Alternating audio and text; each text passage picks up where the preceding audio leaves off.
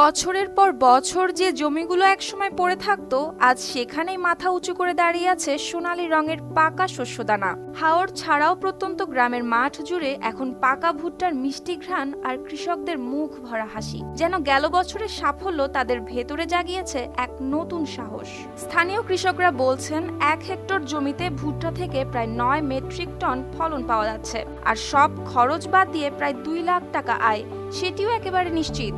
শুধু ফলই নয়, ভুট্টার পাতা হচ্ছে উৎকৃষ্ট গোখাদ্য, আর গাছ ব্যবহার হচ্ছে জ্বালানি হিসেবেও, অর্থাৎ এক ফসলেই মিলছে 3 লাভ।